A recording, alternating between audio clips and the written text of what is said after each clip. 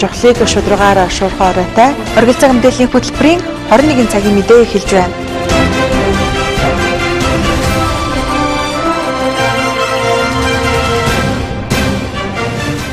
Үзэгчдээ бүхэн амралтай сайхан өнгөрүүлж байна уу? Чухлыг шударгаар шуурхай оройтой оргил цаг мэдээллийн хөтөлбөрийн 21 цагийн мэдээ эхэлж байна. Анхаарлаа хандуулна уу?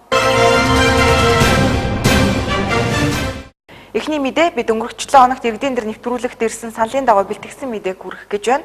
За өнгөрөх 7 хоногийн дугаарт иргэдээс хөдөлмөрийн үлсний доод хэмжээ өсч үүнийг дагаад торгуулууд өссөн. За харин өндөр насны тэтгэвэр тэтгэмж, хөгжлийн бэрхшээлтэй иргэдийн тэтгэмж нэмэгдэх тал дээр холбогдох байгууллагуудаас тодруулж мэдээлэл өгнө үү гэсэн хүсэлтийн дагуу бид дараах мэдээллийг бэлтгэлээ.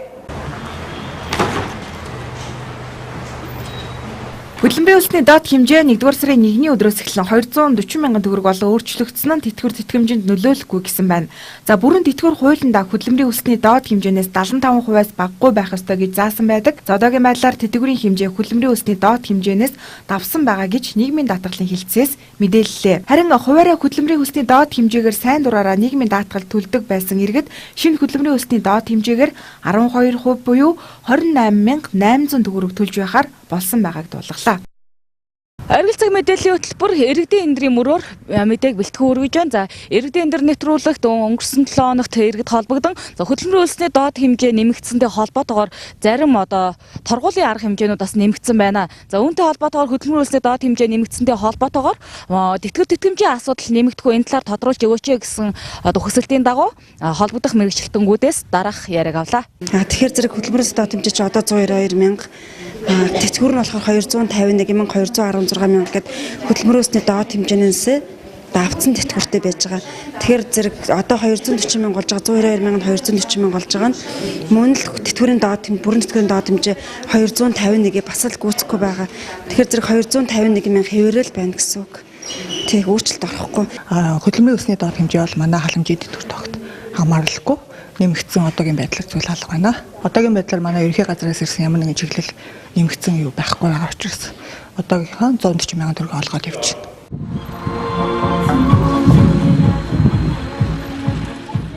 Хөдөлмөр халамж үйлчлэгээний газраас олгодог тэтгэвэр 140 мянган төгрөг байдаг бөгөөд өндөр настан хөгжлийн бэрхшээлтэй иргэн, тэжээгч алдсан иргэн, одоо иргэн болон бусад гэсэн чиглэлээргээд нийт 5 чиглэлээр тэтгэвэр олгодог.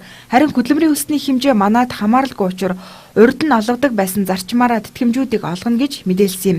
За дашрамд дуулгахад хөдөлмөрийн үлсний доод хэмжээ гэдэг нь тодорхой боловсрал, тусгай мэргэжил үйл шаардах энгийн ажилд ажиллаж байгаа ажилтнанд төлөх хөдөлмөрийн хөлсний хамгийн доод хэмжээ юм.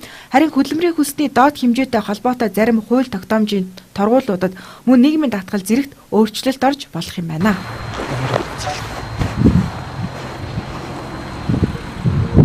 Улаанбаатар хотын Баянгол дүүргийн нутаг дэвсгэрт архины хордлогын улмаас 5 хүн амнасаа алдлаа гэсэн мэдээлэл олон нийтэд хүрсэн. За үүссэн нөхцөл байдалтай холбоотойгоор мэргэжлийн хэлтийн ерөнхий газраас урьдчилан сэргийлэх хяналт шалгалтыг улсын хэмжээнд эхлүүлсэн байна. За өнөөдрийн байдлаар аймгийн мэргэжлийн хэлтийн газар, онцгой байдлын газрын хамтарсан ажлын хэсэг аймгийн хэмжээнд үйл ажиллагаа явуулж байгаа бүхий л арх сектуруулганд худалдан борлуулдаг, түүгээр үйлчилдэг цэгүүдэд хяналт шалгалтын ажлыг зохион байгуулж байна.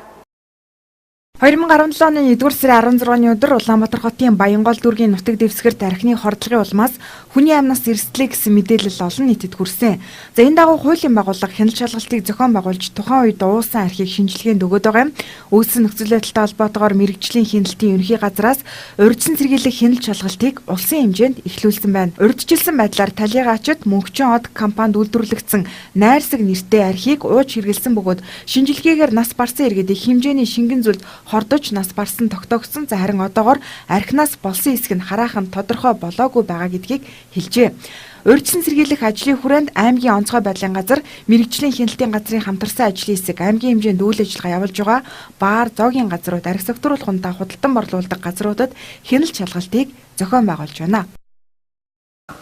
За энэ Улаанбаатар хотын Баян зүрх дүүргийн нутаг дэвсгэрт үйл ажиллагаа явуулдаг Мөнхчин од гэдэг компани дээр үйлдвэрлэгдсэн найрсаг гэсэн нэртэй ийм арх байж байна.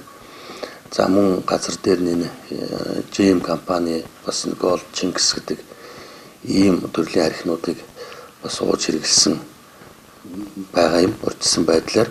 Гэхдээ одоо яг яг энэ одоо арх дарснаас болж хордуу өөр одоо хөндлөнгийн шалтгаан байв гэдэг нь бол одоогийн байдлаар бас эцэслэж ингэж тогтоогдоогүй байгаа. Ингээд ялт хийж явах явцд бол тэр найрсаг гэсэн нэртэй арх бол одоогийн байдлаар бас манай баар зоогийн газруудаар бол худалдаалагдж байгаа нь бол 16-ны байдлаар бол тогтоогдоогүй байна. Хэрвээ одоо энэ тохиолдолд энэ мөнхчод компанитар үйлдвэрлэгдсэн найрсаг гэсэн энэ арх болон одоо бусад нэрвхийн найрсаг согтууруулах ундааныг бид нар энэ шинжилгээ лабораторийн хариу гартал бол түрүү хугацаагаар худалдан борлуулахыг зогсоож байгаа. Саяны нэр дурдсан 2 нэр төрлийн архийг хэрвээ шинжилгээний хариу гарсны дараа бол дараагийн шатны арга хэмжээ авах тухай ийм чиглэл авагдаад ажиллаж байна. Үүсэт байгаа нөхцөл байдалтай холбогдуулж Улаанбаатар хотын онцгой комиссийн ажлын хэсэг байгуулан ажиллаж байгаа бөгөөд энэ сарын 20-ны өдрийн хүртэл арх согтууруулах ундаа худалдан борлуулахыг хориглож байгааг мэдэгдсэн байна. За цаашид сар шинийн баяр ойрцсон энэ цаг үед иргэд олон нийт арх согтууруулах ундааны хэрэглээнд анхаарал болгоомжтой хандах хэрэгтэйг аймгийн мэргэжлийн хэлтийн газраас иргэдэд анхаарууллаа. Дараагийн нэг танилцуулж байна. Танаа орцонд золбин муур байдаг бол хаяга бичнүх хэмээн иргэд цахим ертөнцид баг орон сууцны дугаараа бичин холбогдох газруудад мэдээлэлээр ажиллаж эхэлсэн байна. За энэхүү арга хэмжээг зохион явуулахын гол зорилго ач холбогдол нь хавар уран цаг эхлэнгүүт нохоо бус орон сууцаар тархтагт оршиж байгаа гинэ. Аргил цаг мэдээллийн хөтөлбөр цахим ертөнцид өрнөж буй муурны бас мэдээллийг бэлтгэн өргөж байна. За захин ертөнцид ард иргэд орон сууцнд муур ихээр үржин өсөж байна. За энэ дулаараад ирэхээр орон сууцнд нохоон бөөсийг бас тараах магадaltaй гэдэг үүднээс санал асуулгыг явуулан холбогдох байгууллагуудад бас их хөргүүлэх гэж байгаа юм байна. За энэ талаар харин холбогдох албан байгууллагууд мэргэжилтэнгүүд одоо ямар үйл ажиллагаа чиглэл явуулж байгаа талаар мэдээллийг бэлтгэн өргөж байна. Ер нь бол 8 сарын 24-өөс аймгийн засаг даргын шийдвэрээр нохоо муур худалдаж авах тийм шийдвэр гарсан юм. 30 сая төгрөгийн өртөгт. Бид нар тэрэг 8 сарын 24-өөс хойш ер нь бол уламжлалт даргаар нохоо устгал, нохоо гөлөг худалдаж авах, муур худалдаж авах тийм ажиллагаа зохион байгуулсан. Ер нь бол муур их удаашралтай байдаг. Бид нар тэрийн хугацаанд нэг 70 чирхэг гэж муур худалдаж авч устгахлаа. Ер нь манай монголчуудын сэтгэхүй бай улам юу яадаг нөгөө нэг цээрэлдэг муур одоо алхахлаар юм байдаг тийм байдаг тэрэндээ энэ улсууд өгөхгүй бид нар өөрсдөө бидний одоо барих тоног төхөөрөмж ч юм уу тийм байхгүй учраас бас энэ муурны асуудал удаашралтай явагдаад байгаа юм. Тий. Энэ цаашдаа муур устгалыг яаж зохион байгуулах гэж байна? Сая бид нар Улаанбаатар руу явж тэр шинэ хэмнэлгээд нэг компанитай одоо Улаанбаатарын нохоо муур устгахын тийм Улаанбаатар чинь Улаанбаатар нэгтгэл 2 тийм нохоо муур устгахын хувийн компанитай юм байна. Тэр компаниудтай холбогдож очиж уулзсан. Ямар хувь байдлаар нохоо муурыг худалдаж авдаг, яаж устгадаг тэр талаар үзэж харчаад ирлээ.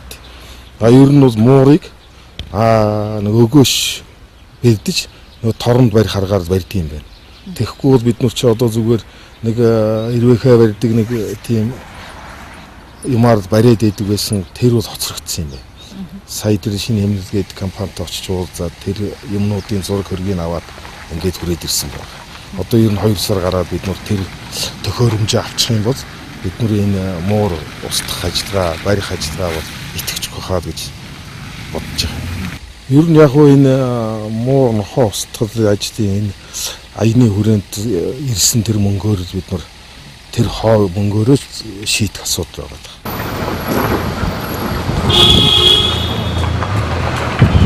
Муур одоо орогнох тэр боломжийг одоо хаах талаар тийм ээ. Одоо орон сууцны байрнуудынхаа орц хаалга одоо орж гарах тэр нөхсөв ялангуяа бодуулын тэр агааржуулалтын нээлхийн салхивчнуудыг битүүлэх. Гэхдээ тэр чинь битүүлээд хаасч болохгүй. Агаар сэлгэж явах зорилттой учраас тэрнийг торлох, муур орохгүй одоо жижиг нөхтэй одоо тийм тороор торлох ийм арга хэмжээг л авч ажиллаж байгаа. Ер нь зөөхөдөд бүгдд нь одоо өөрөөгөө жил болгон одоо үйлчлэлийн бэлтгэл ажлынх нь хүрээнд өөрөө даалгавар өгөөд ингээд явдаг. Тэгээ муур бол яг зүгээр энэ аж ахуй нэгжүүдийн хаясан хаягдал, хоол, хүнсний үлдэгдэл энийг одоо их тойрч бараадж одоо ингэж гүйлтдэг тийм байдалтай байгаа. Жишээлбэл одоо энэ манай 12 дугаар байрны ард Гунзаа гэдэг байж байна. Хажууд нь бас цайны газар 2-3 цайны газар бөөгнөрсөн.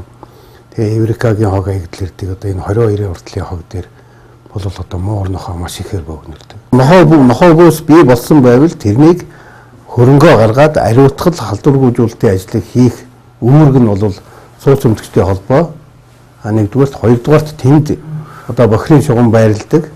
Бохирын шугамын одоо ашиглалт, арчилт хамгаалалттай холбоотой ч одоо үйлчлэлийн юмнууд бол байж байгаа.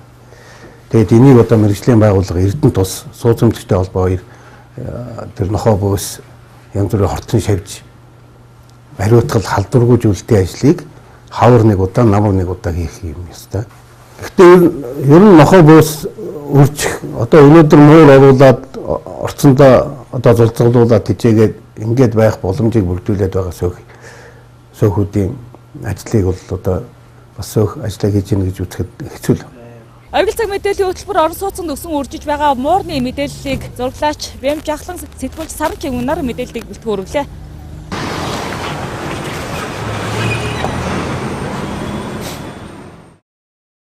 Оргил цаг мэдээллийн хөтөлбөр иргэдийн энэ нэвтрүүлэгт ирсэн саналын дагуу мэдээллийг хүргэх гэж байна. Баян цагаан баг шинэ хорооллын иргэд нийтийн тээврийн үйлчилгээ, таксины буудлын эцсийн зогсоолыг бас сунгах боломжтой эсхийг холбогдох газараас тодруулж мэдээлэл бэлтгэж гэсэн саналыг ирүүлсэн байна. Одоо үзэгч та бүхэн мэргэжлийн үний ярианд анхаарлаа хандуулна.